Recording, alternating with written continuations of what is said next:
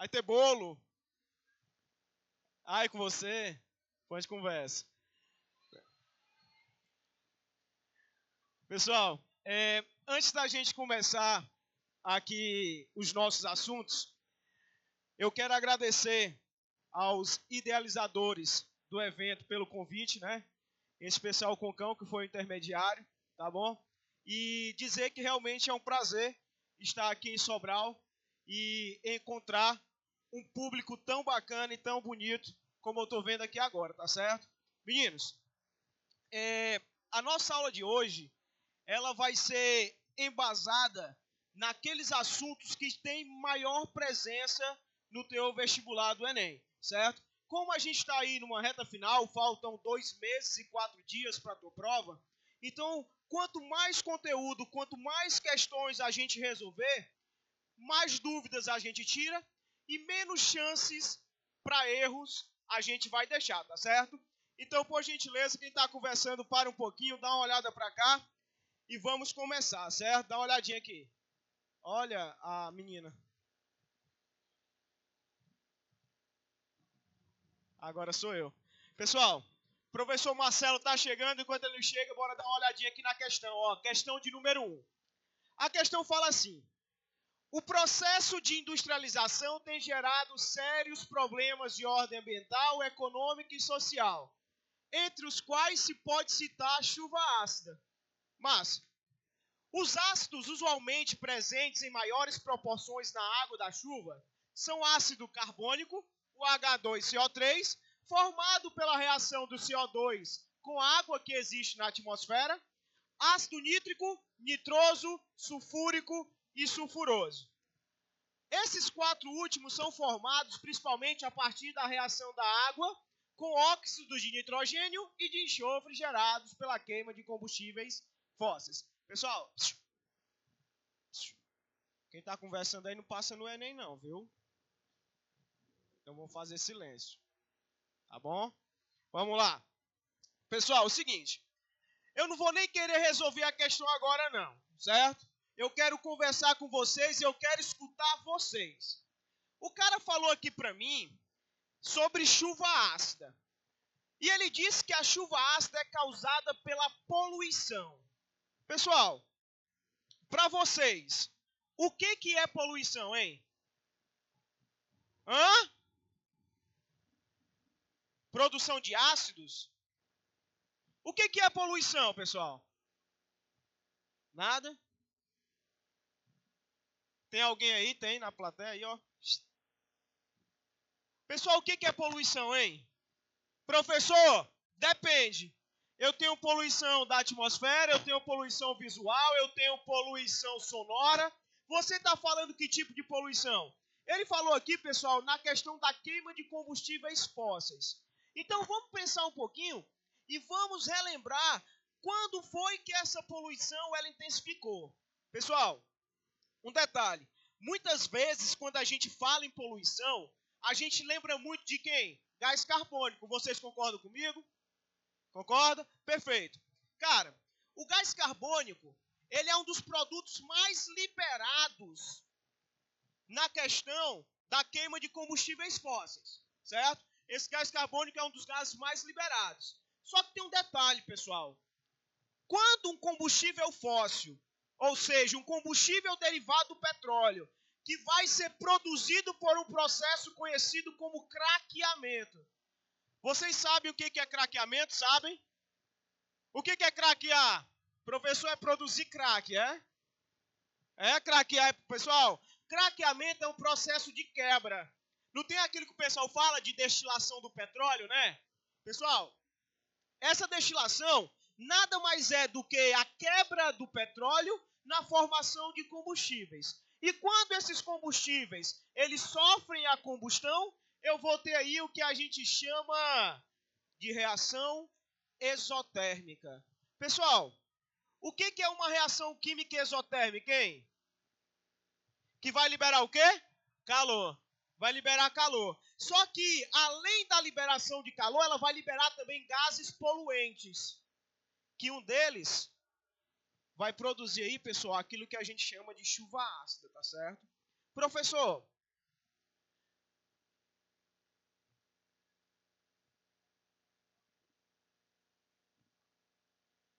Professor, essa chuva ácida,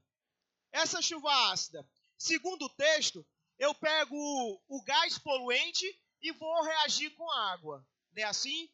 Meninos, prestem atenção. Prestem atenção.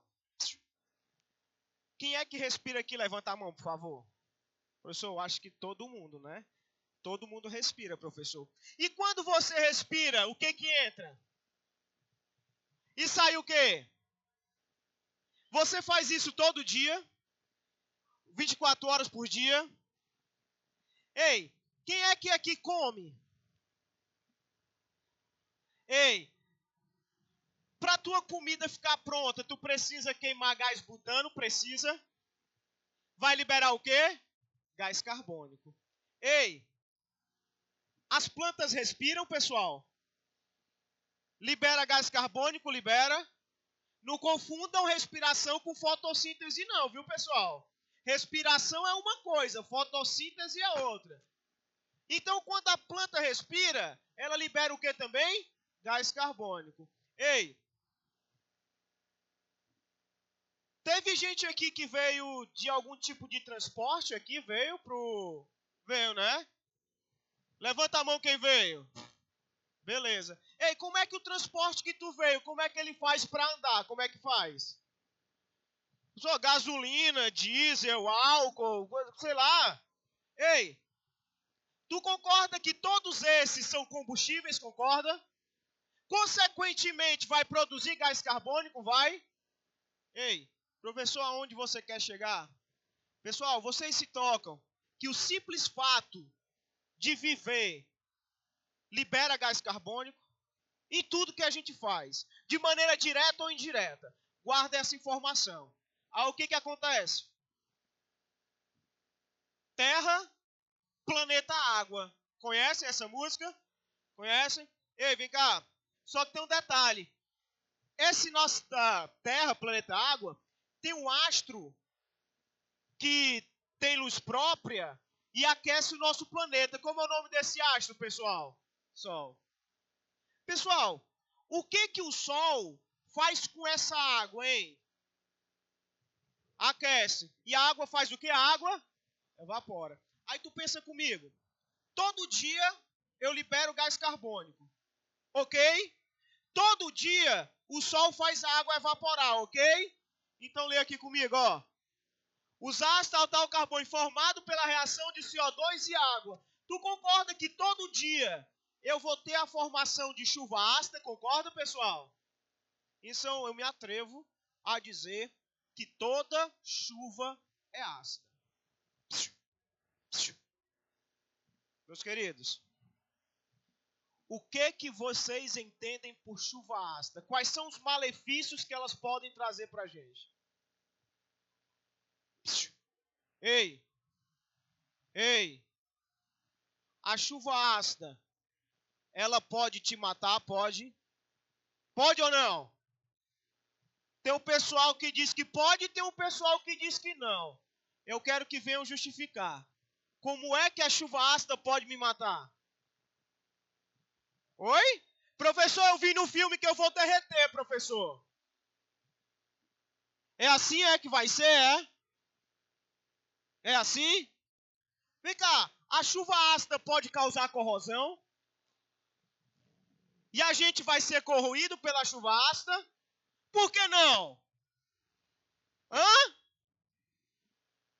Por que não, pessoal? Oi, quem foi que falou?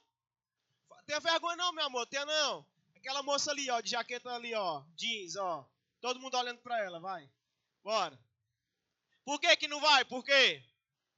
É pouca quantidade, é, professor? É pouca quantidade, é? Professor, uma vez eu tomei um banho de chuva, professor. Aí você está dizendo que toda chuva é ácida, professor. E eu não corroí não, não foi? Professor, a única coisa que tirou em mim foi a minha chapinha, professor. Né? Todo mundo aqui tem um cabelo liso natural, né? Alguém usa chapinha? Não, professor. Ninguém. Aqui o parceiro ali usa, né, irmão? É nóis, viu? Tamo junto também, ó. Sai de casa hoje. Já tá. Cancão também, Cancão. Fez chapinha hoje? Mas Cancão faz chapinha também. Vai dar certo. Pessoal, Como é seu nome, meu amor? Motivo que a Giovana falou. Professor, é porque em pouca quantidade. Beleza. A questão de um ácido ser mais ou menos corrosivo tem a ver com a concentração também, que é o termo técnico utilizado, viu, Giovana? Que foi essa quantidade que você falou. Só que tem um detalhe.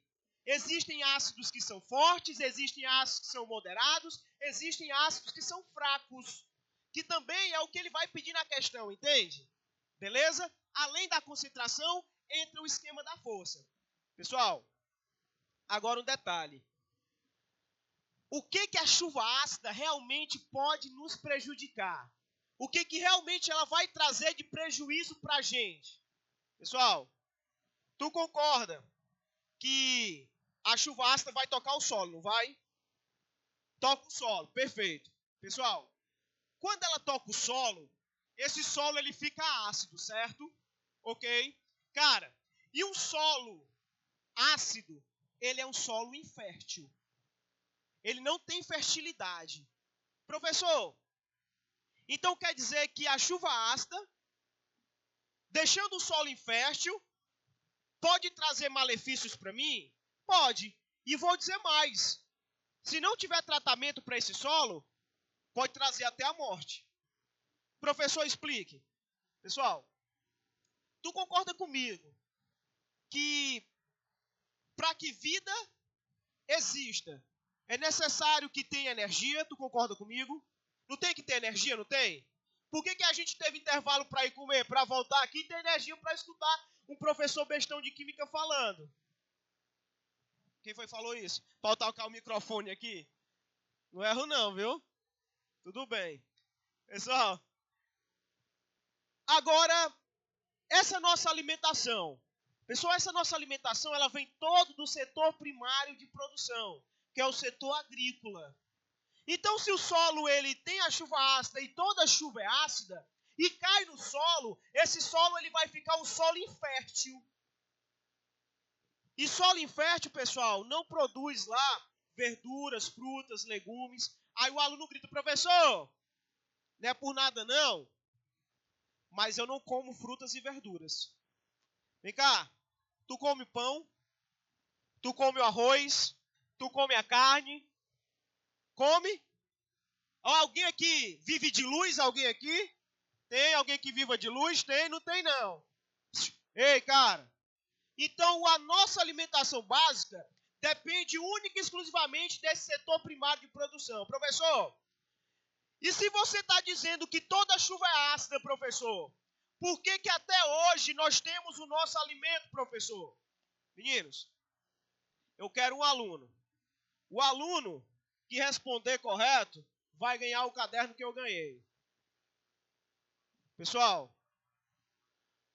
como é que eu faço para tirar a acidez desse solo? Como é que eu faço? Água, sal. Quem foi que falou calagem?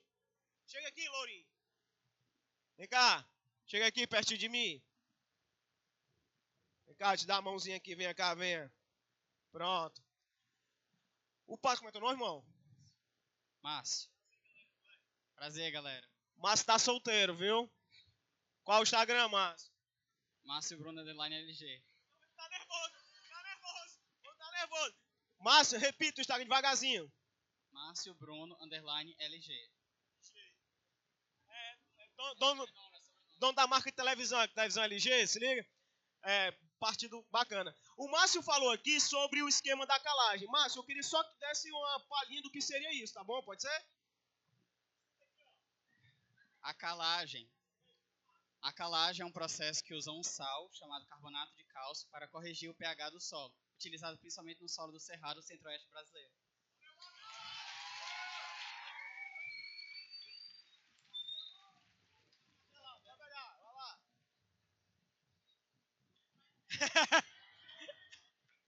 Pessoal, tamo junto, hein, irmão? Pessoal, realmente, o processo de calagem é isso aí. Ó, escuta pra cá. Eu ando muito, né? Já troca, né? Pessoal, Realmente calagem é o processo que o Márcio falou, explicou, certo? Divinamente bem, certo? Perfeito. Beleza, valeu, Marcelão. Cheguei. Então, pessoal, ó, escutem. A questão do sal carbonato de cálcio, certo? Vamos explicar agora um pouquinho mais quimicamente por que vai trazer e vai deixar esse solo, né, menos ácido. Pessoal, se eu tenho um ácido, como é que eu faço para neutralizar esse ácido? Eu jogo o que lá dentro? Uma base. É a reação química de neutralização, não é, pessoal? Então, quando o Márcio falou do carbonato de cálcio, esse carbonato, né, o famoso calcário, quando ele reage com a água, ele forma o hidróxido de cálcio. Se tem o nome hidróxido, tu concorda comigo que vai ser uma base? Concorda, pessoal? Então, tem um ácido que deixa o solo infértil. Coloquei uma base, neutralizou o ácido, o solo vai ficar infértil, pessoal? Ó, eu quero vocês participando comigo, viu? Pessoal, mas eu não quero falar não, aí você faz assim, ó, assim é sim, assim é não, tá bom? Pode ser, pessoal? Nem assim, meu irmão. Nem balanço na cabeça. Ó, pessoal, o professor Marcelo chegou, viu? Show. Meninos, então continua comigo, ó. Continua comigo. Vamos trabalhar mais um pouquinho. Eu quero te mostrar essa ideia da calagem. Vem cá, o que é necessário para ter um campo de futebol? O que é necessário? Grama. Grama. Se não tiver grama, não tem campo de futebol, certo? Cara, aí pensa... Oi? Não. Vai ter um negócio para jogar, mas campo tem que ter grama. Campo tem que ter grama.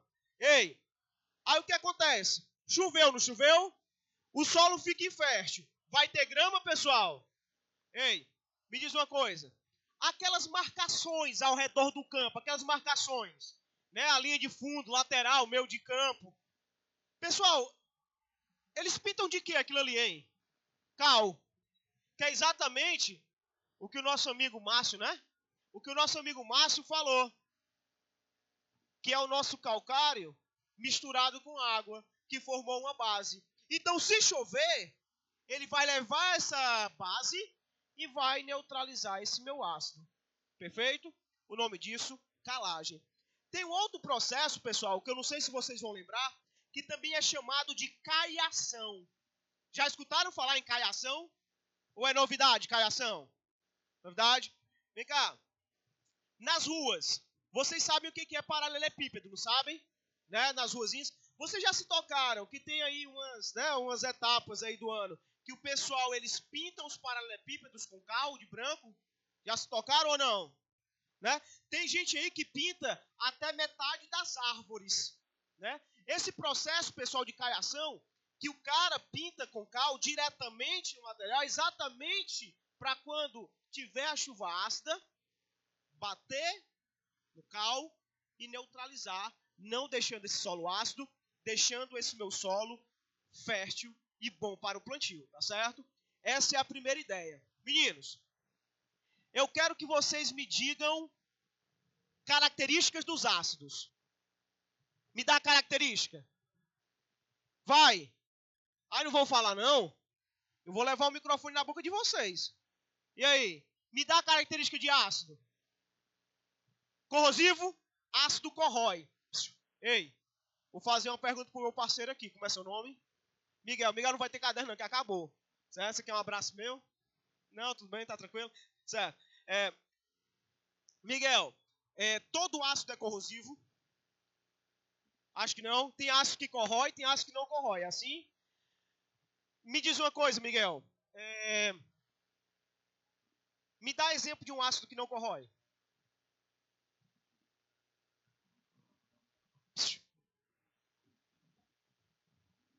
Vai, me diz um. Aí é um álcool.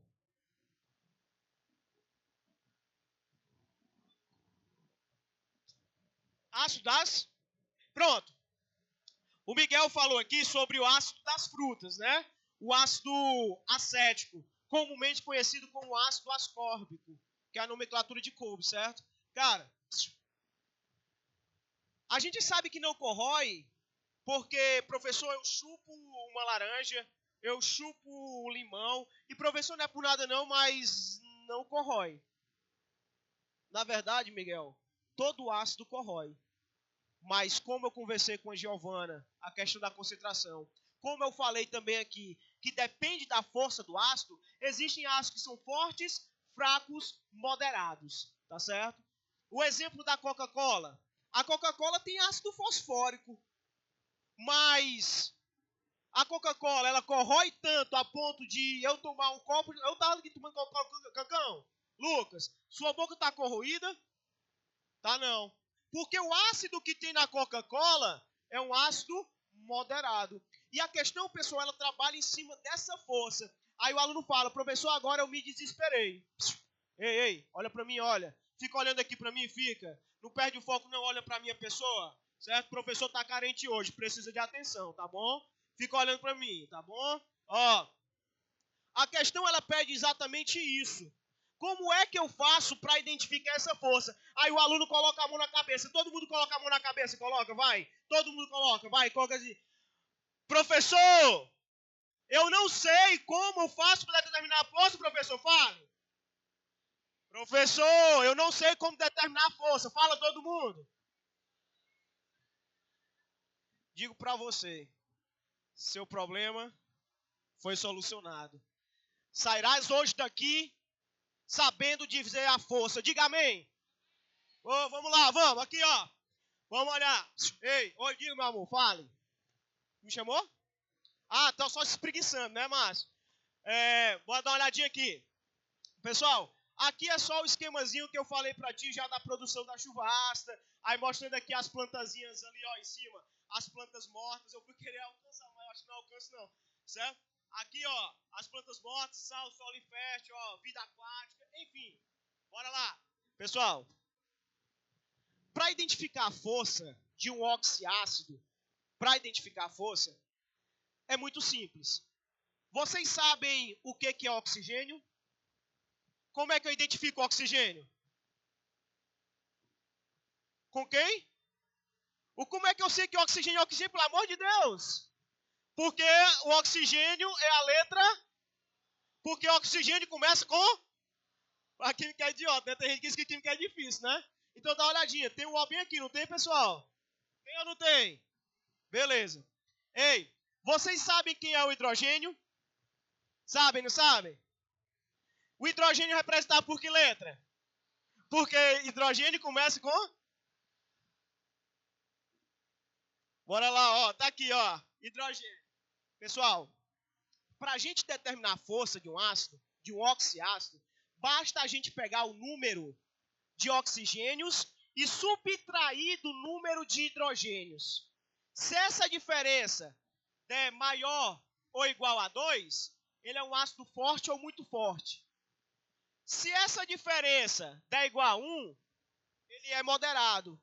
Se der igual a 0, ele é o que, pessoal? Fraco. Então acompanha comigo com esse ácido. Ácido o que, professor? Sulfúrico. Quantos oxigênios, hein, pessoal? Vai. Me ajuda, viu? Quero ninguém calado, não. Quantos hidrogênios?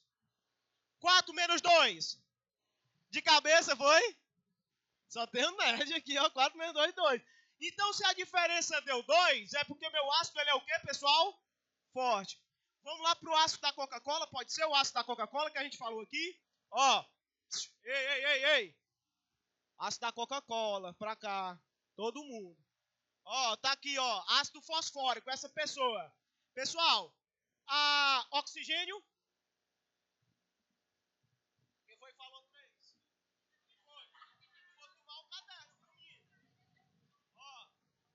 Quantos oxigênios, pessoal, hein? Quantos hidrogênios? 4 menos 3.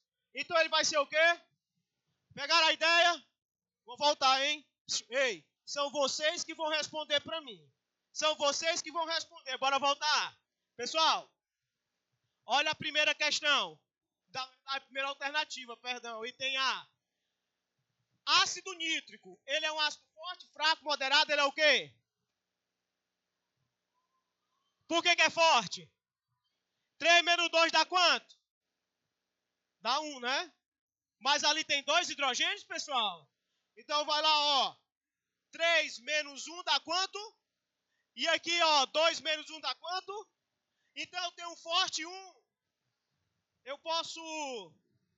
Ele quer os dois, que são os dois de maior acidez. Pode ser o item A, pessoal? Os dois vão ter que ser o quê? Ó, pode ser o item B? Pode ou não pode? Por que não pode? Porque aqui, ó, professor, aqui é tudo bem, é forte. 4 menos 2 é 2, forte. Mas aqui é 3 menos 2 dá 1, que vai ser o quê? Moderado. Eu quero moderado? Quero. Eu quero o quê? Beleza, bora pro C. Ah, pode ser? Pode. Não, pode não, bora pro D. 4 menos 2. Forte. 3 menos 1. Forte. Qual a resposta correta da questão? Ah! Grita. Não, grita com força, grita. Oh, professor Marcelo, por favor. Oi.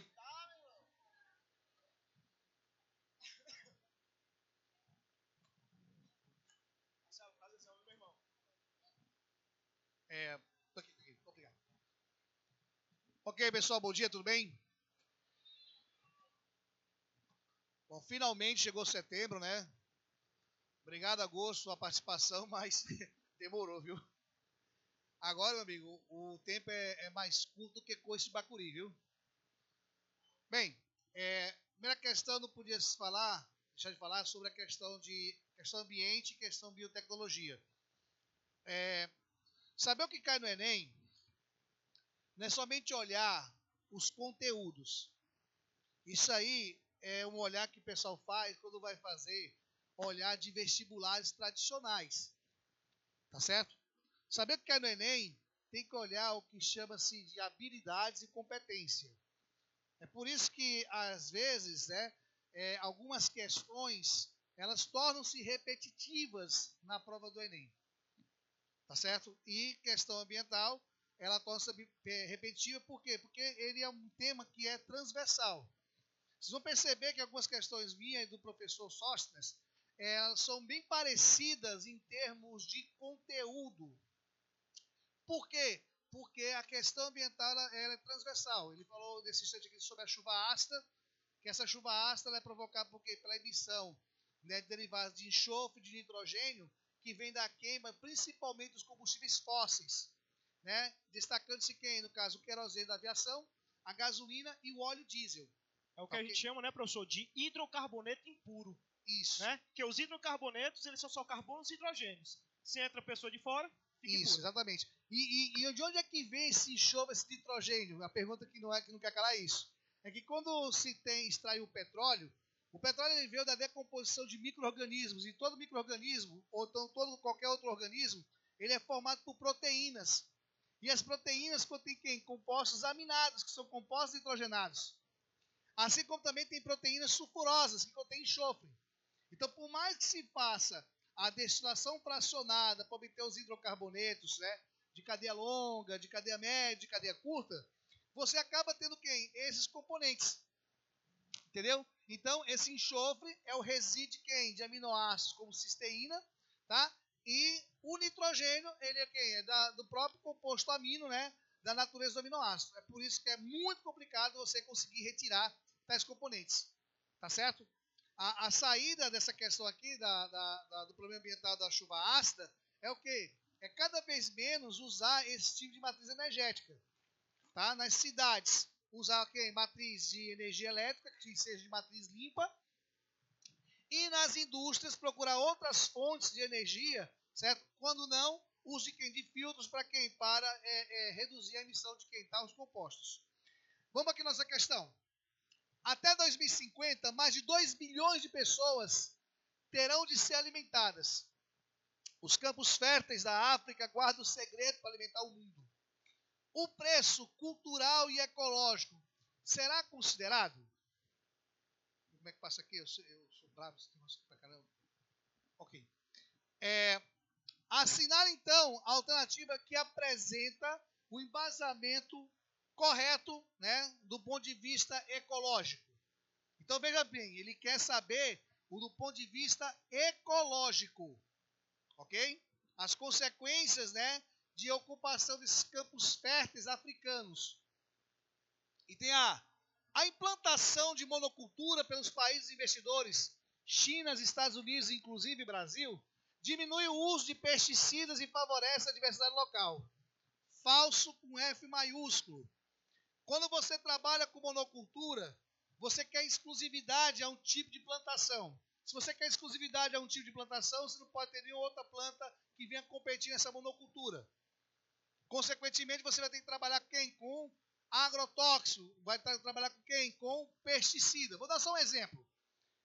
O glifosato, ele é um agrotóxico que se usa para o plantio da soja, cujo objetivo é evitar o crescimento de ervas daninhas, certo?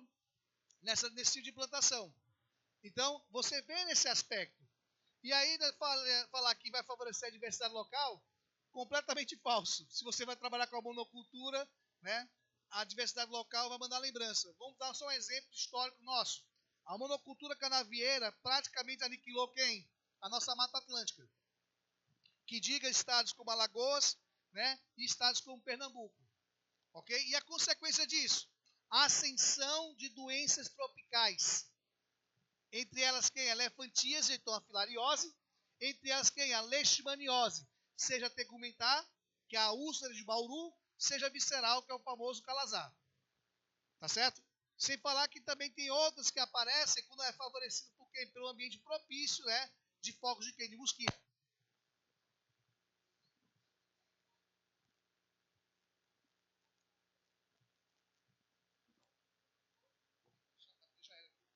Ok, pronto. Um exemplo, sabe quem é? A questão da ascensão do Zika vírus. Ele surgiu onde?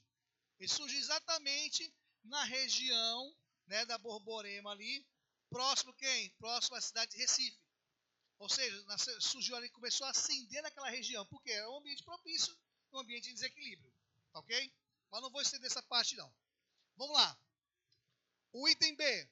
O arrendamento das terras africanas está prejudicando a renda dos moradores e com isso é o melhor controle de doenças humanas.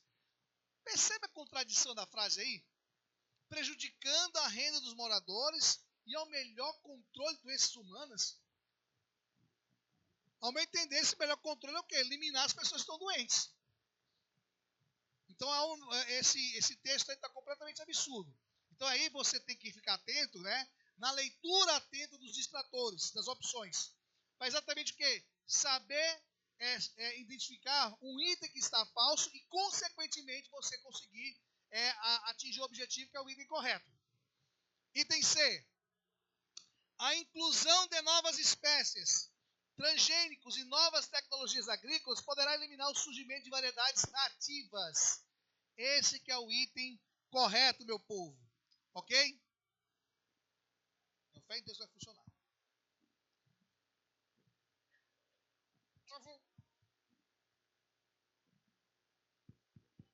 Eu tenho nem ideia do que é isso, Revolução Verde. Calma que eu vou falar, viu? Tá bom? Tem como passar o slide aí, senhor? Oi? Isso aí, ó. Pronto. Então, esse é o item correto, tá certo? Ou seja, o uso de transgênicos, tá certo? Por exemplo, existe uma soja transgênica chamada soja transgênica Roundup. Ah, maravilha! Sabe o que ela faz? Ela é bem mais resistente ao glifosato do que a soja nativa. Significa dizer que o produtor de soja pode tacar o pesticida que não vai matar essa planta. Quer dizer, transgênico assim é o pior do mundo que você pode imaginar, né? Tá ok? Outra, a questão também de você trazer plantas que venham o quê? Competir de maneira desleal com as outras plantas nativas. Ou seja, espécies exóticas bioinvasoras. E isso acaba comprometendo também quem? Né? A ascensão de espécies nativas.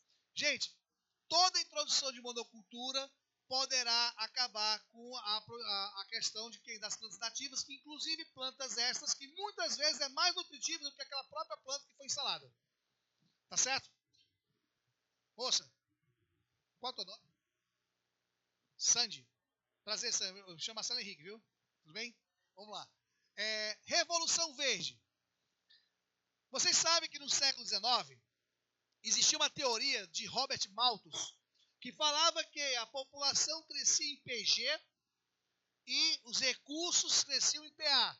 Haveria uma discrepância, fome, caos, né? Todo mundo andando com o quê? Andando em cima de um lagarto, tá? Ou seja, esse é o mundo, o fim do mundo. Mas o que aconteceu? Aconteceu que foi descoberta uma reação, meu amigo sócio pode até explicar melhor, de quem? Do hidrogênio com nitrogênio. É da reação de Haber-Bosch. Ou seja, dois gases, um gás completamente inerte, que é o nitrogênio, e outro gás bem reativo, que é o hidrogênio, sob alta pressão, conseguiu produzir quem? Amônia. Aí tu me fala, Zé, o que é que tem? Cara, você está fazendo o quê? Um processo de amonização sem precisar de seres vivos. Imediatamente, essa amônia ela é fácil de reagir e gerar componentes como nitrato. O nitrato é o melhor elemento nitrogenado para ser absorvido pela planta. Por quê? Porque ele consegue ser absorvido juntamente com o potássio.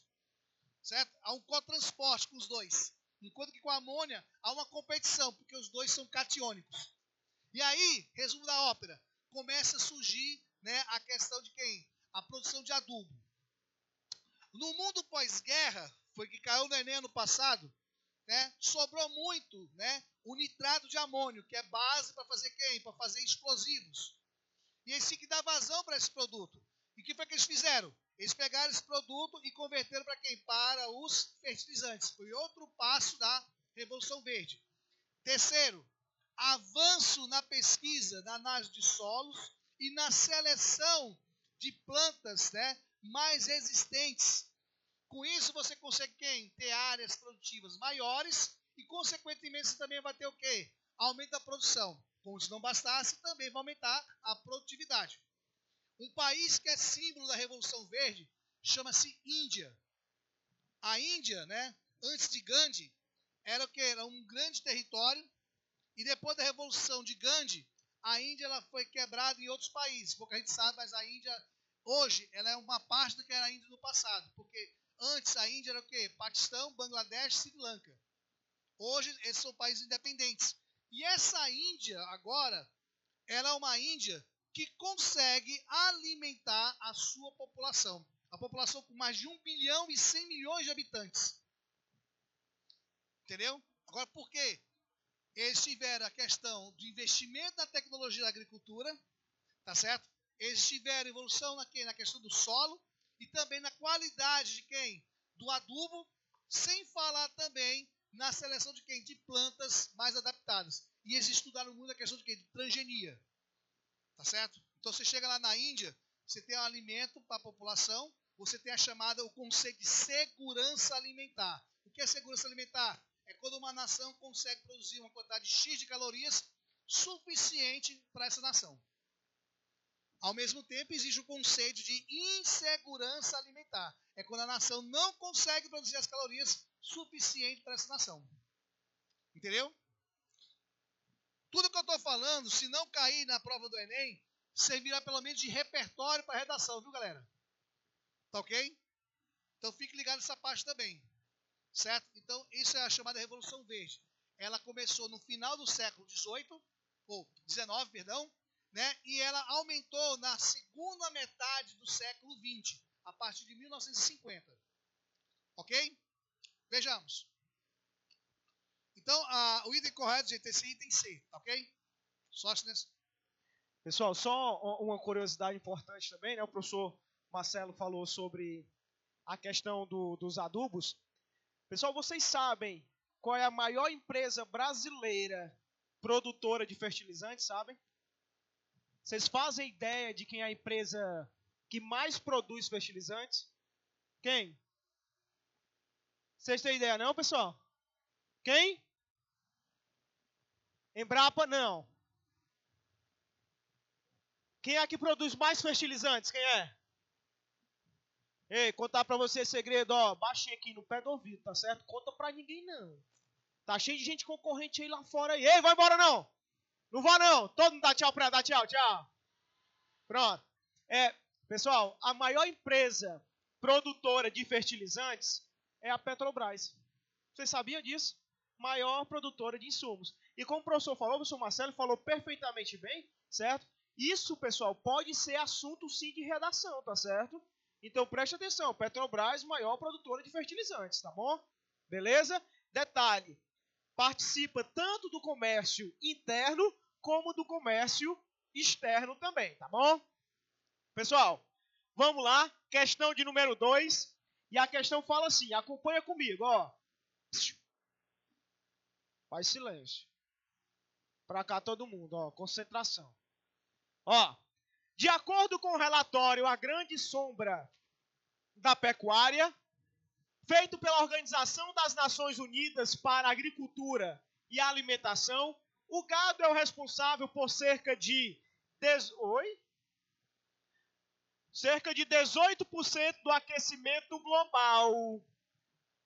Uma contribuição maior do que o setor de transportes. Pessoal, perguntar para vocês, ó. O que é o aquecimento global, hein? Professor, é o aquecimento do globo. É? Pessoal, vocês sabiam que o aquecimento global ele pode ser também de resfriamento, sabiam? O aquecimento global não é só de aquecimento, não. Lembra que titio Lucas ali falou da transferência de calor? Vem cá, deixa eu perguntar para vocês uma coisa. Eu posso descer, não tem problema não, né? Se eu descer. Não é que tem um bichinho filmando. Ei, não vou descer agora não, eu te aviso quando eu for. O que é necessário para chover? Só água, né?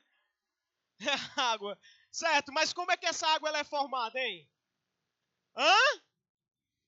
Nuvens carregadas, beleza. Mas como é que essas nuvens ficam carregadas? Vai. Água esquenta e evapora. Produto natural, né não? Solzinho e tal, que a gente já falou. Perfeito. E essa água gasosa, ela é o que a gente chama? Vapor, certo? Ela é o quê? A gente olha para o céu e vê o quê? Nuvens. Nuvens. Certo? Então, são essas nuvens nada mais são do que vapor de água que vão formar a minha chuva, né não, pessoal? Pessoal, o que é necessário para chover? Não é só água não, viu, bebê? O que é necessário para chover? Oi, amor. Só um minuto. Escutar a Giovana. Explique resfriar, né? Giovana, eu vou até você, Giovana. Vamos lá. Todo mundo olhando aqui para Giovana, por favor. Ó, todo mundo olhando para Giovana. Giovana, explique resfriar aí pro pessoal, por gentileza. Explique. Quer que eu faça vergonha? Não. Quero mostrar que você sabe, vai. Eu vou soprar no seu ouvido, aí você fala, tá bom?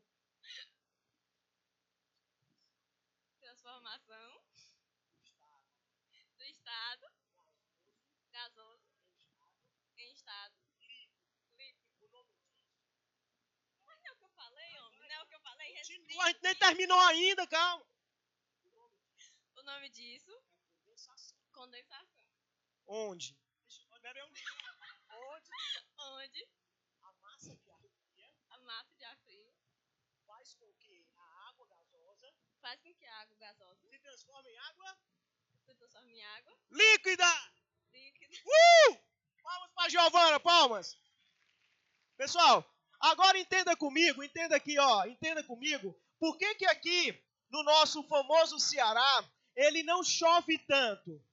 Por que não chove? Vocês concordam comigo que nós somos um país tropical, concordam? Bonito por natureza? Não é verdade? Pessoal, então quer dizer, entendendo, ó, para chover, olhem para mim, olhem, o professor não está dando para ali ver, não. Já eu subo de novo, tá bom? No Rio, não. Esse mês de setembro amarelo, é contra o bullying, viu? Tá bom? Não, e o bullying não traz suicídio, não? Olha aí. Pessoal, vamos lá. Ó, então pensa comigo. Por que o nosso Ceará não chove tanto? Nós somos um país tropical. Para chover, segundo a Giovana, precisa resfriar, certo? Que é a nossa massa de ar fria. Pessoal, vou só tirar o microfone aqui um pouquinho. Vê se dá certo. O professor fecha o botão que rola, né? Ó, Tu concorda que os dois polos, norte e sul, tu concorda que é de lá que vão vir essas massas de ar fria? Concorda comigo?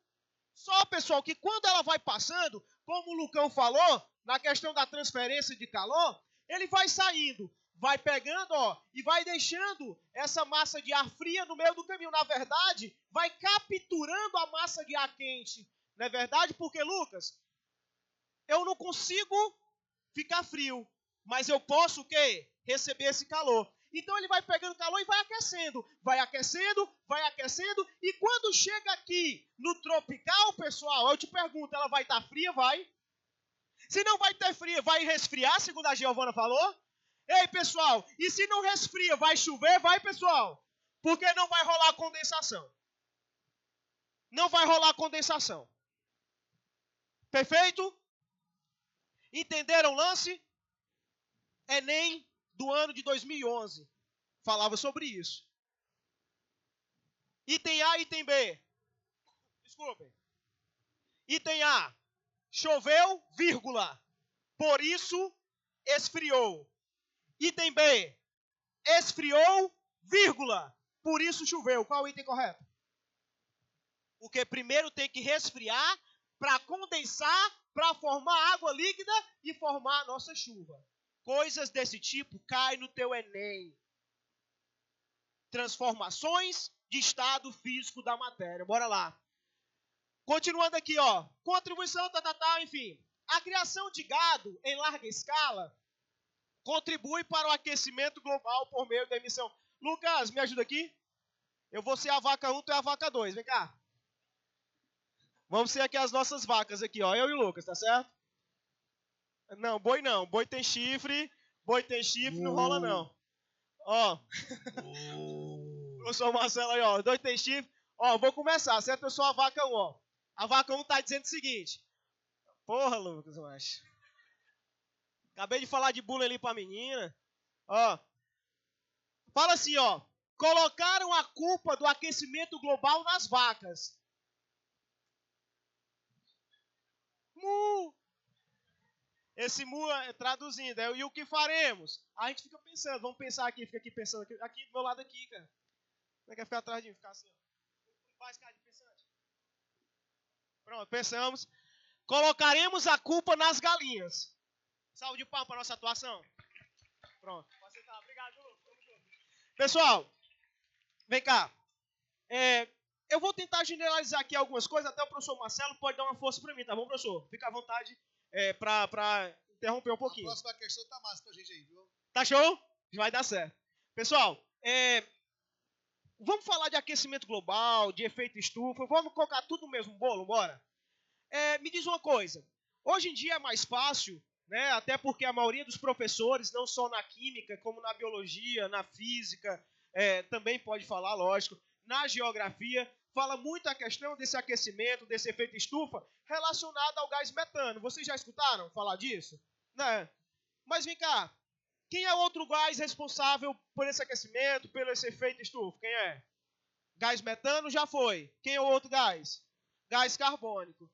E a gente geralmente, pessoal, coloca a ideia nesses dois gases, sabe? E tem um gás que a gente esquece e não comenta muito. Pessoal, quem é um outro gás que pode ser aí o responsável por intensificar esse efeito estufa? Ei, comigo pra cá, comigo pra cá.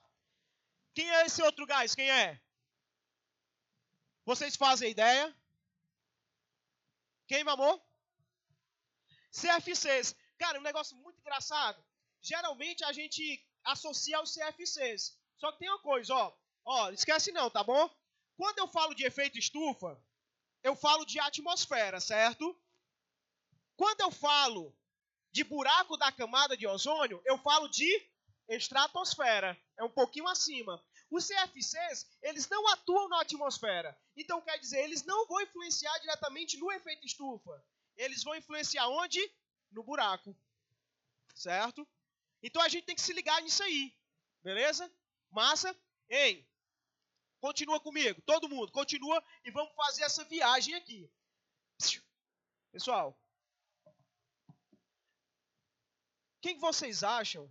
Quem que vocês acham que é a camada gasosa em maior proporção na nossa atmosfera? Quem? Nitrogênio. Depois quem? Oxigênio, né? É por isso que o céu é azul. Vocês sabem, não sabem? Devido à quantidade de nitrogênio e de oxigênio que tem aí, né, o comprimento de onda próximo do azul. Aí os raios batem e transmitem para os nossos olhos a coloração azul. Tá bom? É por isso que o céu é azul. Pessoal, mas um outro gás que participa fortemente da intensificação do efeito estufa é o vapor de água. Vocês entendem efeito estufa? Compreendem? Me permite aqui, por favor.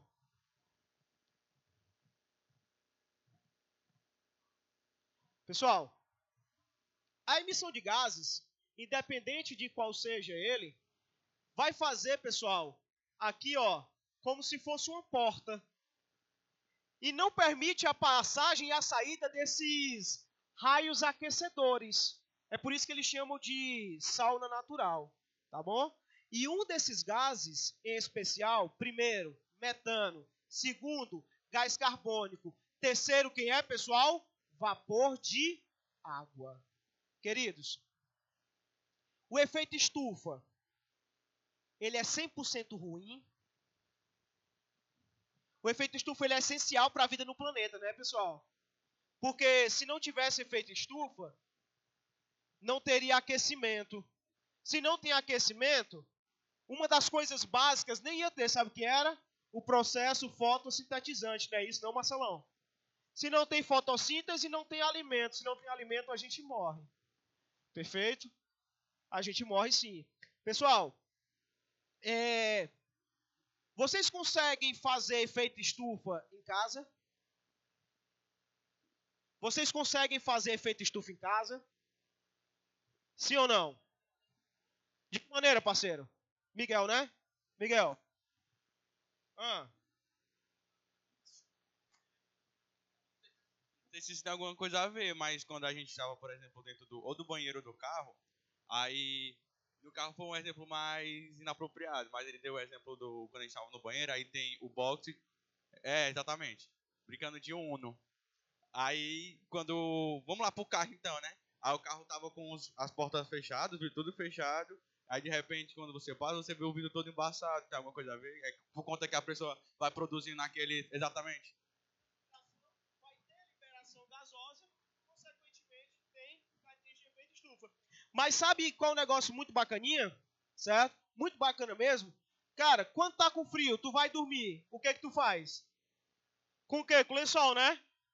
Só que ele tá criando um efeito estufa pra ti, cara. Tu tá impedindo a saída do teu calor para um ambiente que está mais frio. Perfeito? Então bora resolver a questão que acho que o Marcelão tá doido para falar ali também. Ó, pessoal, travou. 1, 2, 3 e pá. 1, 2, 3. Olha aí, viu? Pessoal, agora eu quero vocês respondendo comigo alto e bom som, porque vocês aprenderam e ninguém vai errar não, vai. Bora ler o item A. O grande responsável pelo aquecimento global, metano durante o processo de digestão, verdadeiro ou falso? Vixe Maria, se tocaram não, pessoal? Qual o item correto? Item A, produção de metano na digestão, pessoal, verdadeiro ou falso? Está bugado, né? Bora olhar o outro item. O óxido nitroso durante o processo de ruminação. Pessoal, vem cá. Quando tu se alimenta, você se alimenta, tu produz que gás? Quando você se alimenta, você produz que gás? Pessoal, qual gás presente no peidinho? Qual é? Metano. E esse metano, pessoal, ele é produzido pelo processo digestivo. Vem cá, tu sabe o que é ruminação, sabe? O alimento é ingerido, volta para tirar os nutrientes e fica... Pessoal, essa onda produz tanto gás. É por isso que as vacas, elas passam o dia todinho comendo e... Complete a frase, por favor. É o dia todo comendo e... Perfeito. Então eu te pergunto, o grande responsável pela culpa das vacas é a eliminação de que gás, pessoal, hein? Metano. Qual a alternativa correta da questão? Perfeito, esquece não, hein? Quais são os 3 gases do efeito estufa? Não, quero todo mundo falando. Quais são os 3 gases? Vai. Vai. E por que tu leu metano ali e tu não falou que estava certo, hein? Vai lá, Marcelão.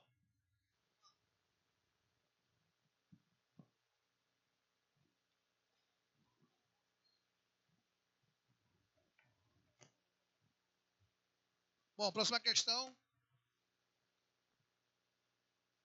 Os diagramas ao lado ilustram a frequência percentual de indivíduos com diferentes tamanhos de bico para duas espécies de tentilhões do gênero Geopisa, encontrado em 3 ilhas do arquipélago de Galápagos, no Oceano Pacífico. As frequências de indivíduos com bicos de diferentes profundidades, indicadas pelas setas, são mostradas para cada espécie em cada ilha. Sabendo-se que ambas espécies se alimentam de sementes, indique a interpretação correta para os resultados apresentados. Moçada, como eu falei para vocês, né? O Enem não é somente o conteúdo, é também você ter habilidades e competências. E uma dessas habilidades aí, no caso, é você fazer a leitura correta do gráfico. Isso é transversalmente. Serve tanto para biologia como para física, matemática, química, certo? Ou seja, serve para todo, inclusive história também, tá certo? Então, a leitura correta do gráfico, ela vai ser quem? Vai ser fundamental para você ter a interpretação correta e, consequentemente, você obter êxito da questão. Bom, o que você observa que na ilha de Santa Maria, você vai ter ambos os pássaros, só que você vai ter uma frequência diferente ali, numa parte e na outra. Mais frequente em termos de quem? De tamanho, percentual de tamanho, né? O mais frequente, quando tem um certo ponto, certo, na profundidade dos bicos, é quem? 40%. E a outra espécie, que é a Geopisa fortis, você vai ter em torno de 30%, lá na Santa Maria, em cima. Cadê que o lens aqui? Aqui, né? Ok. Bom, na Los Hermanos, você vê que só dá o quê? A Geopisa fulginosa, essa espécie aqui. E a outra, na Ilha Daphne, você tem quem? A Geopisa fortis. O que é que você percebe aqui? Você está percebendo que quando separados, eles conseguem ter uma certa adaptação, isolamento, mas quando juntos, eles inicialmente há uma competição, uma sobreposição, mas eles começam a separar a frequência, certo? Indicando que está havendo o quê? Um processo de separação de espécies dentro do mesmo ambiente, certo? Isso aí indica um processo chamado de especiação, ok? O que é especiação? É um processo de quem? A qual você tem um ser vivo e por algum motivo esse ser vivo vão ter fluxos gênicos independentes. Vamos com calma na dor aí. Marcelo Henrique, eu já ouvi falar desses fluxos gênicos em algum canto. Isso aí, inclusive, já vi em algumas provas de Enem. E eu não sei o que é fluxo gênico. Gente, vocês não ousem ir para o Enem sem saber o que é fluxo gênico. Fluxo gênico, ele vai ser o conjunto de mecanismos que vão gerar variabilidade genética. Ou seja, as mutações, as recombinações gênicas e principalmente os cruzamentos, chamados de quê? De panmixia. São cruzamentos não direcionados.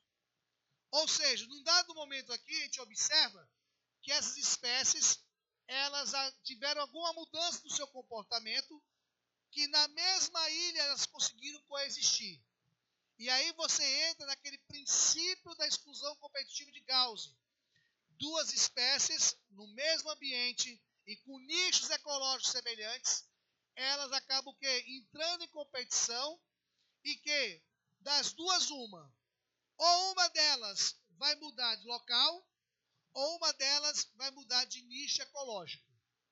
No caso da ilha, a primeira ilha aqui, a Santa Maria, houve uma mudança de quê? De nicho ecológico, porque elas ficaram da mesma ilha, ok?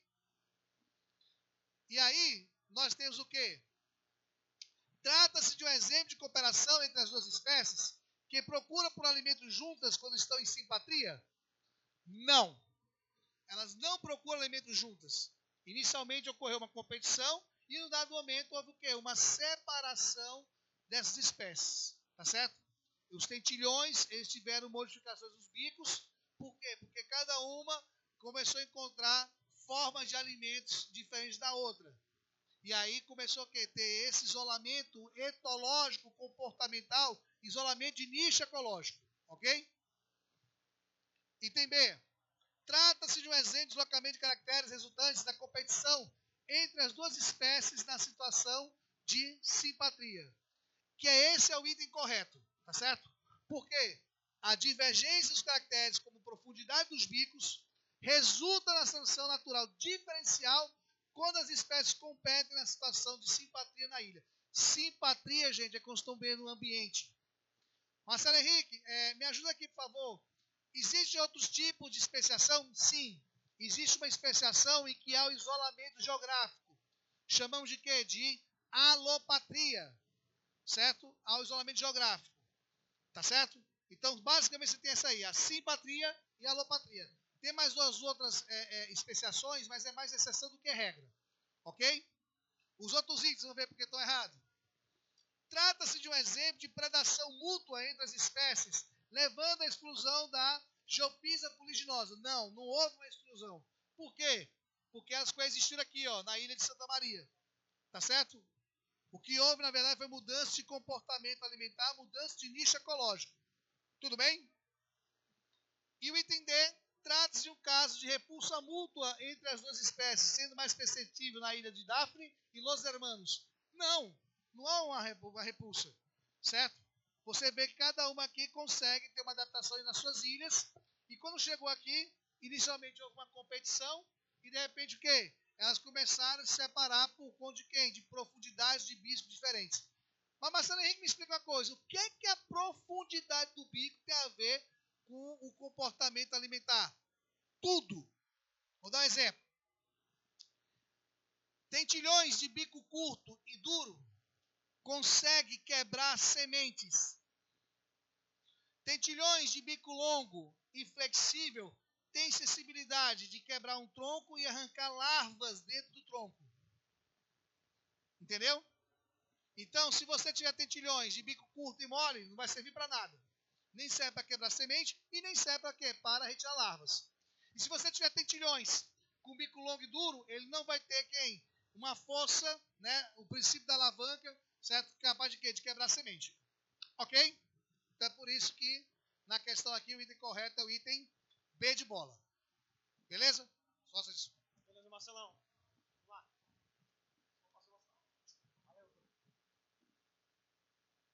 Vamos lá, pessoal, ó, dando continuidade. Meninos, preste atenção nessa questão. Essa questão ela é maravilhosa, certo? Maravilhosa mesmo. Porque é aquele estilo de questão que é fácil, sabe? Só que muitos alunos que estão fazendo o Enem não sabem que é tão fácil, certo? Eu quero fazer a questão contigo e gostaria da atenção redobrada de vocês. Fiquem comigo aqui, analisem e curtam a questão. Tem que curtir a química, certo? Vamos dar uma curtida aqui para tirar essa ideia de química ser aí, né, uma matéria tão difícil, tá bom? A questão fala assim: uma dona de casa acidentalmente deixou cair na geladeira a água proveniente do degelo de um peixe. Pessoal, por experiência cotidiana, um peixe descongelado tem mau cheiro? Tem, pessoal? Tem. Tem mau cheiro, né? É podre, né, Marcelão? Pode, é verdade, é podre. É verdade. Pessoal, tu concorda que o peixe ele tá morto? Não, sem sacanagem, tu concorda que ele tá morto? Concorda? Pessoal, o que acontece com a matéria orgânica morta? Decompõe. É uma decomposição bacteriana. Ei, o Marcelão pode me corrigir, tá bom, Marcelão, se eu estiver errado, tá bom? A decomposição bacteriana nada mais é do que a bactéria se alimentando. É isso, Marcelo? A alimentação da bactéria, perfeito? Sendo, pessoal, que quando essa bactéria ela está se alimentando, fazendo a decomposição, ela vai liberar alguns gases. Pessoal, vocês já escutaram falar em putrescina e cadaverina? Não? A putrescina e a cadaverina, pessoal, são os gases que são liberados na decomposição dessa matéria orgânica. Eu tenho certeza que muita gente já passou aí, sei lá, no meio da rua e viu lá um saco de lixo que estava há quase um mês, cheio de matéria orgânica. Pessoal, aquele mau cheiro é causado por quem? Pela decomposição que vai produzir putrescina e cadaverina. Pessoal, putrescina e cadaverina são compostos amina. Vocês já viram a função orgânica amina? Já viram? Já? Pronto. Na verdade, vou fazer um negócio contigo. Eu vou mais perto da amina ainda. Principalmente para as mulheres. O mulherio tem o lance de fazer aí o banho de lua, né? Hoje tem um macharal aí que é mais metrosexual aí que também faz. Você faz, Lucão? Ainda não, né? Mas Lucão faz, né, Lucão? Vai. Professor Marcelo, banho de lua? Não. Só eu que faço mesmo. Luzes, e tá bacana. Pessoal, vem cá, vocês conhecem o amoníaco, não a conhecem? Amoníaco? Pessoal, o amoníaco ele tem um cheiro agradável ou um cheiro irritante? Irritante, né, cara? Horrível. O amoníaco tem esse nome porque vem de quem? Da amônia. A amônia é responsável, na verdade, a mina é responsável, pessoal, por esse mau cheiro. Oi, fale, Marcelão. Fica à vontade, não. Inclusive, o termo amônia vem de Amenófis 4, não é isso? Foi quando o pessoal entrou nas tumbas do faraó e quando viram a múmia, né, em decomposição, ainda liberando lá o processo, né, esse cheiro muito forte, então é o cheiro de Amenófis. Sim. Aí vem o termo amônia. Perfeito, Marcelão. Show de bola. Pessoal, então, essa ideia das aminas e mau cheiro, o que eu tenho que eu quero para vocês associarem? As aminas, não esquece, as aminas, pessoal, elas apresentam características básicas. E devido a essa característica básica, pessoal, vai apresentar o mau cheiro, certo? Então eu quero o meu pré aqui, certo? O meu pré de Sobral, eu quero que vocês me digam se essas aminas têm características básicas, não esquece disso, e traz o mau cheiro, o que eu faço para neutralizar? Vou botar o que, pessoal? Porque ácido mais base, neutralização. Aí o que acontece? A questão ela foi bem caridosa contigo, pessoal. Acompanha comigo para tu ir numa viagem. Por onde, professor? Pelo mundo da química. Professor, você vai? Eu digo vou. Certo? Aí o cara colocou aqui, ó. Comigo. Degelou. Tá fedendo. Aí a dona de casa tinha na geladeira suco de limão, leite, vinagre, álcool, sabão e carbonato de sódio. Qual desses aí você colocaria na geladeira para tirar o mau cheiro? Suco de limão? Beleza. E quem é o outro? Quem? Vinagre. Porque os dois nós sabemos que um é o ácido ascórbico e o vinagre é o ácido do quê, pessoal? Acético. Tudo bem. Ó, tá aqui o gabarito da questão. O gabarito da questão seria o item C. Cadê? O item C aqui, suco de limão e vinagre. Perfeito. Agora eu te pergunto uma coisa. Fica olhando para mim, fica. Não perde o foco aqui da minha visão. Não precisa copiar nada não. Agora não, já tu copia. Só fica olhando aqui a ideia. Olha aqui para cima. Ele te deu isso aqui. Vem cá. E se na tua prova ele traz X, Y, Z, W? Porque é muito fácil quando o cara traz, porque a gente associa com o cotidiano. E se ele não associar? Aí o que tu vai fazer? Mãozinha na cabeça todo mundo. Professor, me acuda, fale. Professor, me acuda. Não, desse jeito não vai acudir ninguém não. Professor, me acuda. Só se for agora. Vem pra cá, vem. Pessoal, quando o cara traz pra ti os valores da concentração de H+, aqui, ó, nós podemos, pessoal, achar quem são as substâncias mais ácidas, quem são as mais neutras e quem são as mais básicas. Olha pra cá, olha. Olha pra cá comigo. Pessoal, olha essa escala de pH. Eu coloquei aqui uma escala interativa, tá bom? Para depois vocês entenderem aí, né, quem é ácido, quem é básico, quem é neutro. Pessoal, a escala, ela varia de 0 até 14, certo? Onde, quanto mais próximo de zero, ácido. Quanto mais distante de zero, básico. E se for 7 é o que, pessoal? Neutro. Aí o aluno pergunta: professor, e como é que eu vou saber esses números aqui, professor? Porque ele está trazendo 10 a menos 2, 10 a menos 6, 10 a menos 12. Cara, sabe como é que a gente faz? Olha aí, ó. Sabe como é que a gente faz para encontrar o valor do pH? Logaritmo. Ei, eu escutei, nossa. Eu vi galera colocando ali a mão no coração, né? O parceiro aí tá colocando. Nessa hora o coração palpita. Olha aqui, ó, parceiro, ó. Olha aqui, ó. Palpitando o coração, tá ligado? Coração palpita e tal. Fica até meio que emocionado. Pessoal, ei. Eu vou mostrar pra vocês que essa parada de pH, essa paradinha de pH e pOH é besterol, é coisa de maternal. Professor, mas tem logaritmo, professor. Eu digo, qual é o problema? Levanta a mão aqui quem acredita que vai sair isso aqui hoje sabendo encontrar pH. Levanta a mão aí, vai. Ei, tá fraco. Tá fraco. Levanta a mão quem acredita, vai. Até o final dessa questão saberás fazer pH. E eu vou mostrar. Detalhe, vocês não vão fazer um cálculo. Vai ser tudo de cabeça. Olha pra cá. Pessoal, HCl, 10 a menos 1, certo? pH é menos o logaritmo da concentração de H+. Quanto é a concentração de H+? 10 a menos 1. Pessoal, segundo o que o Cancão veio me explicando na viagem, eu vou ver se eu decorei, tá certo? Quando eu tenho logaritmo, quando ele não apresenta a base, essa base é quanto, hein, pessoal? Se as minhas bases foram iguais, qual é o valor do meu logaritmo? O expoente. Então, logaritmo de 10 a menos 1 vai ser quanto? Menos 1. Menos com menos vai dar o quê, pessoal? Mais. Então, qual é o valor de pH?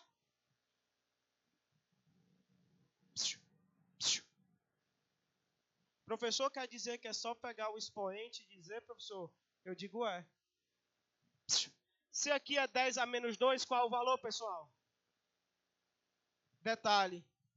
pH mais pOH é sempre igual a 14. Se o pH aqui é igual a 1, qual o valor do pOH, pessoal, hein? 13. Se o pOH aqui é 2, qual o valor do pH, pessoal, hein?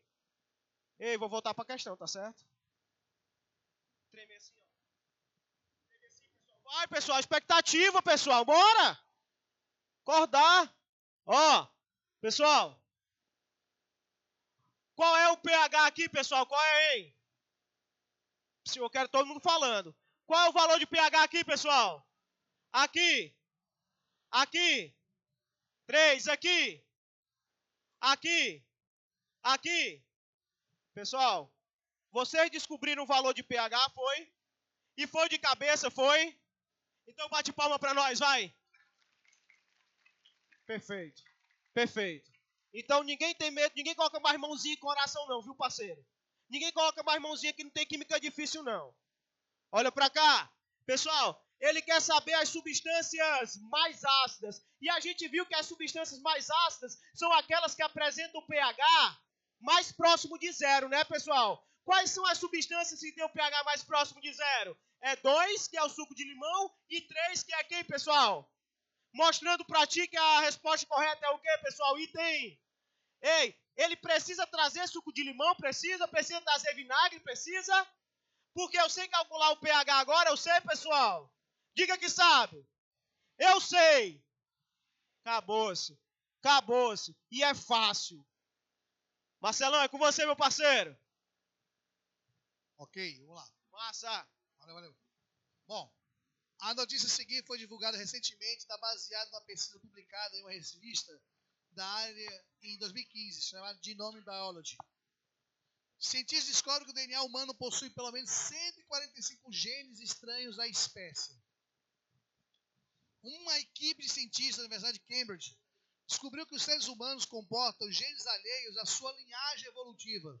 ou seja, que não foram transmitidos pelos seus congêneres antepassados. Dessa forma, estabelecendo um verdadeiro desafio à teoria evolutiva, os especialistas afirmam que dezenas de genes essenciais estrangeiros, ao contrário do que se aperfeiçoaram ao longo do tempo através da genética vertical ascendente, se originaram a partir de micro-organismos que conviveram com o ser humano em um mesmo ambiente durante algum momento de sua evolução. Os cientistas puderam identificar genes alheios, 145 genes alheios, adquiridos pelo ser humano através da chamada transferência genética horizontal. Até hoje, a convenção teórica a respeito da evolução se baseia unicamente na transmissão genética de linhas ancestrais. Antes de continuar esse assunto, o que é essa transferência genética horizontal? Olha só, vocês conhecem uma planta chamada pata de vaca? Quem conhece? Levanta o braço aqui, por favor. Você conhece? Você também conhece? Me corrija se estiver errado, tá? O pessoal que trabalha com a pata de vaca, ela usa para combater problemas de quê? Alguém sabe? O pessoal usa para fazer, sabe o quê? Chá para combater problemas de diabetes. Tá certo? Pois bem, um pesquisador pegou e fez um sequenciamento genético dessa planta chamada pata de vaca. E lá no sequenciamento eles encontraram sequências do gene, sabe de quem? Da insulina. Ou seja, é a chamada insulina vegetal. Poxa, mas o que é isso? Ora, simplesmente, um dado momento, certo? Houve uma transferência horizontal de genes do mamífero para essa planta. Ou seja, essa evolução, certo? Da transferência horizontal de genes é uma grande possibilidade. Tá certo? Bom, e a partir desse texto é possível concluir o quê? A teoria evolutiva que se baseia na transmissão genética a partir de linhas ancestrais deve ser descartada totalmente? Não, gente. Claro que não. Na verdade, deve-se acrescentar mais um fator gerador do fluxo gênico. Ok? O fluxo gênico, que é aquele gerador de variabilidade genética, vai ser quem? São as mutações, são os cruzamentos, são as recombinações gênicas. E aí o quarto fator, sabe quem é? Ação de micro-organismos. Ou seja, deve-se considerar a ação viral uma possibilidade de transferência de genes horizontalmente, não ao longo dos descendentes. Ok? A única explicação para que esses genes essenciais estrangeiros ao genoma humano tenha surgido nele deve ser uma força divina. Falso. Pelo menos a força divina ela realiza não diretamente, mas através de uma língua que Deus criou chamada ciência. A ciência foi a língua que Deus criou para a qual o homem aos poucos venha descobrindo as coisas de acordo com a sua evolução moral. Não é assim num passe de mágica. Né? Se a Terra surgiu, tem que surgir através das regras de um jogo. E esse jogo chama-se o quê? Ciência. E cabe ao homem tentar explicar esse mecanismo. Mas não dessa forma assim, magicamente, como está se querendo colocar.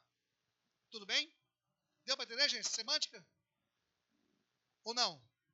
Perfeitamente. Eu na minha fé, eu entendo perfeitamente. Certo? Item C. A teoria evolutiva que propõe a mudança dos genes através de seus descendentes deve ser descartada e substituída pela transferência horizontal. Falso. Você vê que esse item C é requentado quem? O item A. Item D. Os cientistas sugerem que alguns genes contidos no DNA de micro-organismos devem ter sido adquiridos de alguma forma pelas células somáticas dos seres humanos. Cara, batendo na trave, ó. Realmente pode ter sido quem? Pelas células dos seres humanos. Mas não foram células somáticas, são que células? Gaméticas. Certo? Por quê? Porque é elas que vão repassar tal característica aos descendentes. Tá legal? E o item E, quando você vê que o item é correto, ó, o papo é reto. A transferência horizontal representa um novo mecanismo evolutivo que é capaz de aumentar a diversidade genética de uma espécie. Esse é o item correto. E aí, só para entender o que é isso, transferência vertical, transferência horizontal, o que é isso? Gente, A transferência vertical de genes é quando eu tenho um descendente, eu tenho um ascendente, se reproduz, gera descendentes. E vai repassando as suas características aos seus descendentes. Por exemplo, o meu patrimônio genético está eternizado parcialmente no meu filho, que ele vai eternizar o meu patrimônio genético parcialmente no meu neto, que depois vai para o meu bisneto, depois o tataraneto, e assim vai. Entendeu? Então, essa que é a transferência vertical. Transferência horizontal é quando está o quê? No mesmo nível, né? Na mesma geração. Por exemplo, as bactérias aqui. Qual seria a transferência horizontal das bactérias? Você vai ter quem? Você vai ter a recombinação gênica, certo? Através de quem? Através da conjugação, que é troca de fragmentos de DNA de bactérias, certo? A transdução, quando você sai de um gene de um ser vivo para outro, através de quem? Da ação viral, ou então da transformação, quando uma bactéria é capaz de absorver o genoma de outra bactéria para adquirir uma nova característica. Tá ok? Isso é transferência horizontal de genes. Show? Beleza, né? Então o item correto aqui na questão, só para te reforçar, é o item E.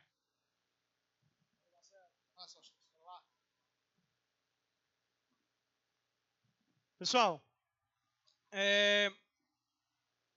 coloquei a questão número 4, mais para a gente reforçar aquele esquemazinho lá da calagem e da caiação, tá certo? Vou pedir até liberdade aqui pro Marcelo, para que eu possa fazer essa quarta e logo a quinta, certo, Marcelo? Eu quero ser muito rapidinho, porque eu já comentei com os meninos, tá bom? Bem rapidinho. A questão número 4 fala assim, se liga. Os tubos de PVC, material organoclorado sintético, são normalmente utilizados como encanamento na construção civil. Ao final da sua vida útil...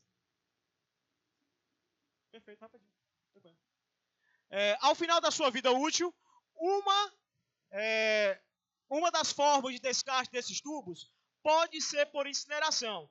Nesse processo, libera-se HCl, o ácido clorídrico, dentre outras substâncias. Assim, é necessário um tratamento para evitar o problema de emissão desse poluente.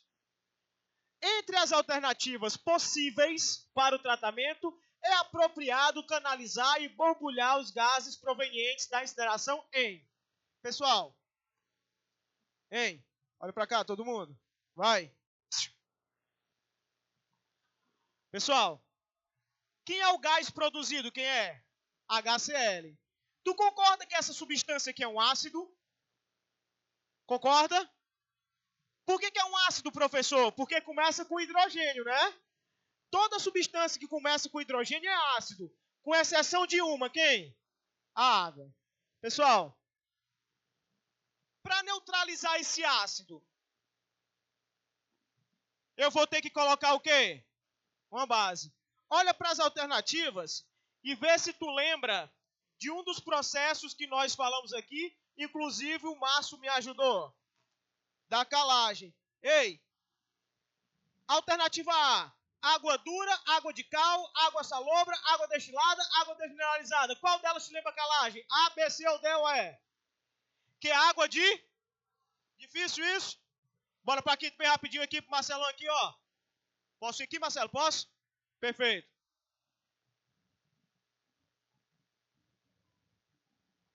Ó, a quinta questão, certo? Fala assim: alguns fatores podem alterar a rapidez das reações químicas. A seguir, destacam-se 3 fatores. Pessoal, quando eu falo em velocidade de reação química, eu falo de temperatura, eu falo de superfície de contato, eu falo de concentração e falo de quem, pessoal? Catalisadores. Esses são os fatores que afetam diretamente a velocidade de uma reação. Deixa eu perguntar um negócio para vocês. No item a maioria dos produtos alimentícios se conserva por muito mais tempo quando submetidos à refrigeração. Esse procedimento diminui a rapidez das reações, que contribuem para a degradação de certos alimentos. Pessoal, qual dos fatores eu estou falando? Temperatura, superfície de contato, concentração ou catalisadores, pessoal? Vem cá, tu vai chegar em casa agora. vai fazer o teu almoço, aquele miojão com ovo. É o mais fácil de fazer. Ei, cara, tu quer que o miojo fique rápido? Fique rápido aí, ó, prontinho rápido, certo? Tu vai colocar em fogo alto ou fogo baixo? Então quer dizer que quanto maior a temperatura, maior vai ser o quê? A velocidade. Se eu diminuir a temperatura, menor vai ser o quê, pessoal? Perfeito. E tem é temperatura. Vem cá. No final do ano não, lá em janeiro. Churrascão, da aprovação de geral aqui. Vou fazer a carne, eu vou levar uma peça de picanha, beleza? Beleza? Prometo. Peça de picanha, certo? Vou levar para vocês. Vem cá. A peça de picanha, eu vou colocar ela inteira na churrasqueira ou eu corto ela em pedaços? Por que eu vou cortar? Para render mais, é? Não, pessoal. Eu corto para ficar frita mais rapidamente, né? Não, pessoal? Porque eu estou aumentando o que ali? Então ele fala, ó, um procedimento muito utilizado nas práticas de criar o corte da batata para ver o que é isso aqui, pessoal? Superfície de... Ei, queridos. Na preparação de iogurtes, adiciona-se ao leite bactérias produtoras de enzimas, que aceleram as reações envolvendo aí açúcares e proteínas lácteas. São os catalisadores. Ei, cara, como é que um catalisador faz para aumentar a velocidade da reação, hein? Vocês sabem? Perfeito, Márcio, ó, vou colocar bem aqui. Pessoal, a energia de ativação que o Márcio falou, essa energia aqui, pessoal, que está no ponto de transição. Aqui a transição é quando eu saio do reagente e vou para o meu produto, certo? Bem aqui em cima tem o ponto de transição. Quando eu coloco um catalisador, ele diminui essa energia de ativação. Pessoal, se eu diminuo a energia de ativação, tu concorda comigo que eu vou diminuir o tempo também, concorda? Se eu diminuo o tempo, a velocidade é porque ela é maior, é, pessoal? Ei, só um detalhe. Os catalisadores não participam da reação química. Do jeito que ele entra, ele sai. Perfeito? A única coisa que ele faz é aumentar a velocidade da reação, diminuindo quem, pessoal? A energia de ativação. Então, por gentileza, qual vai ser a alternativa correta da questão? Temperatura, superfície de contato e K, tá? Qual a alternativa correta, pessoal? C de coraçãozinho. Aí, todo mundo. Item C de... Item C de... Show. Valeu, Marcelão. Vai lá.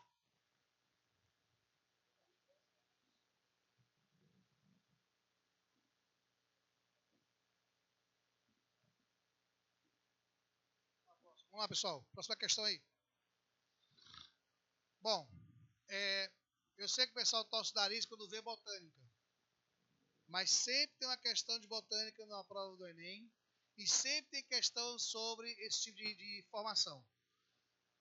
Hoje, 1º de setembro de 2018, eu quero que fique registrado isso. Vai cair uma questão de botânica. E também pode cair uma questão que envolva esse tipo de gráfico, chamado de quê? Árvore filogenética, ou então também chamado de cladograma. Por quê? Porque caiu o cladograma no passado. Caiu em 2016, caiu em 2015, 2014, 2013. Sabe por quê? Porque isso aqui é um assunto que tem uma habilidade de competência específica. Então, na hora que ele vai montar a prova para vocês, tem que colocar uma questão que envolva quem? A evolução dos seres vivos e suas conquistas evolutivas. Grave bem isso, tá? E aí foi do Enem 2012, né? A imagem representa o processo de evolução das plantas e de algumas de suas estruturas. Para o sucesso desse processo, a partir do ancestral simples, os diferentes grupos vegetais desenvolveram estruturas adaptativas que lhe permitiram sobreviver em diferentes ambientes. Você tem aí a alga ancestral verde, e aí você tem quem? Você tem o grupo das briófitas, pteron, gímneo e angiospermas. Ok? Qual das estruturas adaptativas apresentadas contribuiu para uma maior diversidade genética? E tem as sementes aladas que favorecem a dispersão aérea? Não. Isso, na verdade, favoreceu quem? A expansão para diferentes ambientes. Mas a fecundação já tinha ocorrido. né, o fluxo gênico já tinha ocorrido, ok? Os arquegônios que protegem o embrião multicelular, também não, porque o embrião já foi feito um processo de fecundação, então já ocorreu essa diversidade genética. C. Os grãos de pólen que garantem uma polinização cruzada, correto. O grão de pólen, gente, é uma planta que vai produzir o gameta masculino, certo? Ele vai deslocar-se em diferentes ambientes e vai encontrar um gameta feminino para efetivar a fecundação. Efetivando a fecundação, você efetiva quem? Você garante a variedade genética. Tudo bem? Então, o item correto aí, gente, é o item C. Olha só.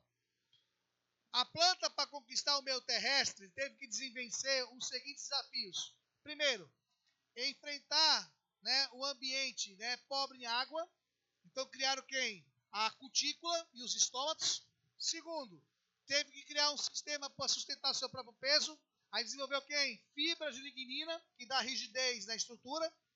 Terceiro, transportar nutrientes de forma rápida e eficaz. Surge, então, por evolução, os vasos condutores. E imediatamente você tem quem? A formação dos órgãos vegetais.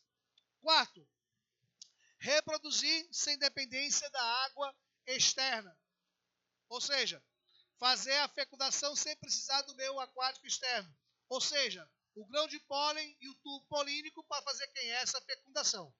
E quinto, criar mecanismos que garantam quem? A dispersão dos seres vivos em diferentes ambientes. Ok?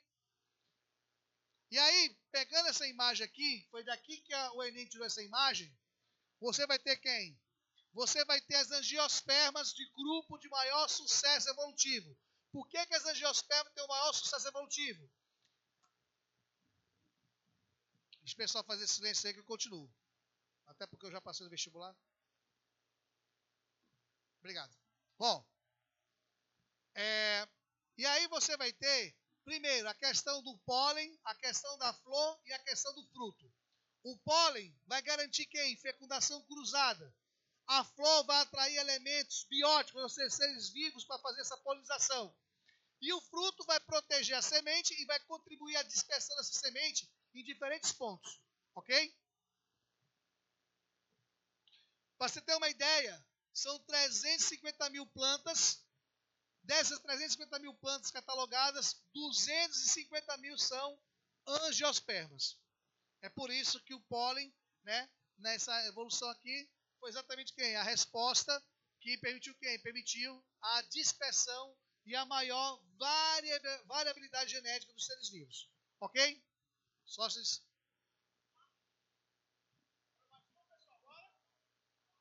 Quer ir embora? Obrigado pelo carinho, viu? Vamos lá. Vamos aqui, pessoal, uma questãozinha só pra gente ir embora, certo? Tranquilo para fazer o encerramento. Uma questãozinha também bem fácil, vocês não vão se estressar. Ó, detalhe, só vou deixar vocês ir embora se participarem. Se não participar, eu vou fazer mais outra. Vai ver que o pessoal vai gritar agora que eu canto. Vai ver aí, ó. Presta atenção. A questão fala assim, no acidente ocorrido na usina de Fukushima, no Japão, houve a liberação de iodo radioativo 131 nas águas do oceano. Sabendo que a meia-vida... Pessoal, vocês sabem o que é meia-vida? É o tempo necessário para que um radioisótopo ou um átomo radioativo diminua a sua massa pela metade. Aí ele fala bem aqui na questão que o tempo de meia-vida são quantos dias? Ó, 8. Certo? 8 dias. Se ele diz que uma amostra são de 16 gramas, ele quer saber, pessoal, qual desses gráficos aqui vai representar esse meu decaimento. Meninos, sem olhar para o gráfico, vamos fazer mentalmente. Eu comecei com 16 gramas. Passaram-se 8 dias, que é o tempo de meia-vida. Depois de 8 dias, eu vou ter quantos gramas, pessoal? O que é tempo de meia-vida? É o tempo necessário para um radioisótopo diminuir sua massa pela... Com a metade 16, pessoal. Então, bora lá. Passaram-se 8 dias. Minha massa saiu 16 para quanto? Beleza. Passaram-se mais 8 dias. A minha massa passou para quanto? Passaram-se mais 8 dias, minha massa passou para quanto? Passaram-se mais 8 dias, minha massa foi para quanto? Pessoal, o gráfico ele está pequenininho, mas vamos dar uma analisada. Aqui no gráfico 1, saiu de 16 para 10, tá certo ou tá errado? O gráfico 2, saiu de 16 para 3, tá certo ou tá errado? Vai sair de 16 para quanto? Ah, o pessoal vê gráfico, viu, Cancão? Viu, Lucão? Viu, professor Marcelo? O pessoal vê gráfico e diz que é difícil, parceiro. Não tem nada difícil, não. Você levante as mãos para os pés e diga, papai do céu, muito obrigado. Thank you. Fala em inglês, né? Thank you, né? Oh, thank you, né? Deve ser britânico. Thank you. Tem que fazer bico, Cancão? Assim, pessoal. Thank you. Perfeito? Pessoal, aí tu vai olhar pro gráfico. O pessoal pode esse aqui, ó. Ele saiu de 16 para 8, pode? Saiu de 16 para... Pode ser 16 para... 16 para 8, tá certo? Saiu de 16 para 6, pode ser, pessoal? Porque tem que ir para quanto? Bora o C. Saiu 16 para 8, foi? 16 para 4, foi? Foi? Foi? Qual o item correto da questão, pessoal? Gráfico D, né? Sei lá, esse aqui é o gráfico. Não tem nem alternativa, professor. Massa. Meninos, dá algum ainda? Marcelo, é com você. Vamos lá. Gente, só para complementar essa parte aqui sobre Fica à vontade, por favor. do iodo, é legal falar sobre isso, porque em 2011, quando aconteceu o acidente de Fukushima, a primeira coisa que eles fizeram foram dar cápsulas de iodo para a população japonesa. Por que deram cápsulas de iodo para a população? Exatamente porque um dos elementos que se forma é o isótopo do iodo. Esse isótopo aí que o professor falou. Entendeu? E aí, quando se dá cápsulas de iodo, o que vai fazer? Vai saturar o organismo com iodo. Apenas 2% do iodo que você ingere é efetivamente incorporado na formação de quem? Dos hormônios da tireoide. Tá legal? O restante sai aonde? Literalmente sai da urina. Dessa forma, caso a pessoa ela viesse a absorver o iodo radioativo, esse iodo radioativo não ia fixar-se no seu corpo. Por quê? Porque o corpo já estava saturado de iodo. Então, assim, a pessoa se protege contra quem? Contra a contaminação por elemento radioativo. Ok? Bom, dá tempo ainda? Dá? Pega cá. 4 minutos? Ótimo. Vamos lá. Pessoal, é o seguinte, ó. Só mais uma questãozinha aqui. Ele fala, a sombra do cedro vem se encostar no coxo. Primo Ribeiro levantou os olhos, começa a tremer, com muito atraso. Mas ele tem no baço 2 colmeias de bichinhos maldosos que não se misturam, soltando enxames no sangue em dias alternados. E assim nunca precisa passar mais de um dia sem tremer. Guimarães Rosa. O texto de Guimarães Rosa descreve as manifestações de crises paroxísticas da malária em seu personagem.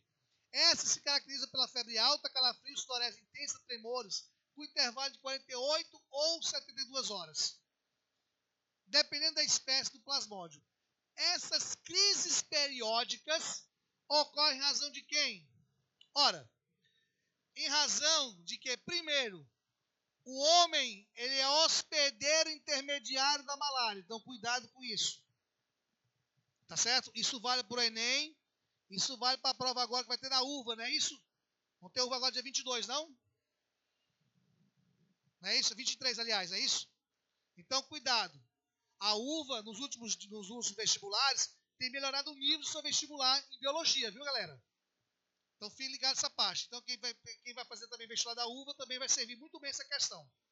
Então, o homem ele é o hospedeiro intermediário da doença.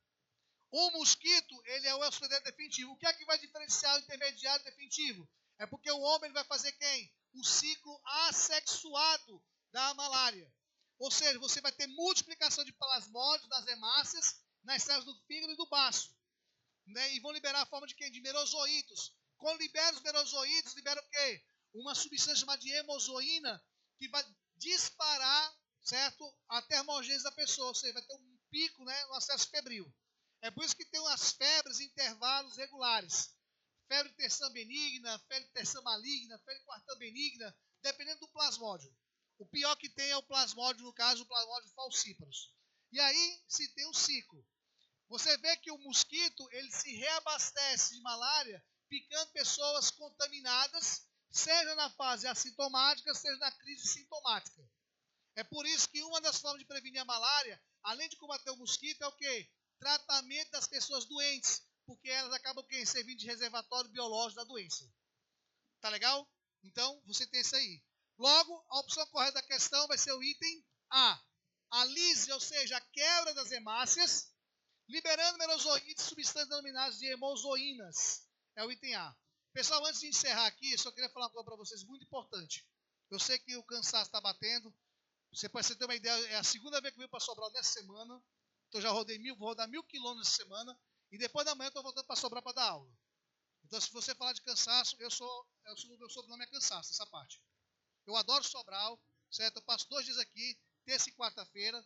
Volto quarta-feira à tarde. Vim aqui agora de manhã bem cedinho, para exatamente prestigiar vocês. Então, fique ligado na coisa, olha.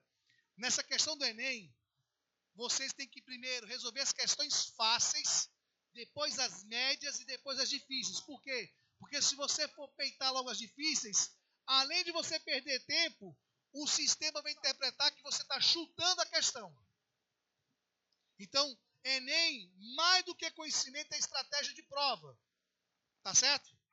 Então, nesse momento agora, a partir de setembro, até as vésperas da prova do Enem, que vai ser lá para a primeira semana de novembro, resolva muitas questões do banco de dados de Enem, seja Enem Libras, Enem PPL, Enem segunda aplicação, Enem primeira aplicação. Por quê? Porque assim você vai saber, vai se familiarizar com as habilidades e competências deles. Ok? Forte abraço e até o próximo encontro, viu?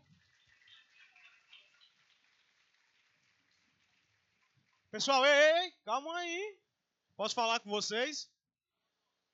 Pessoal, eu quero agradecer, tá bom? A participação de vocês.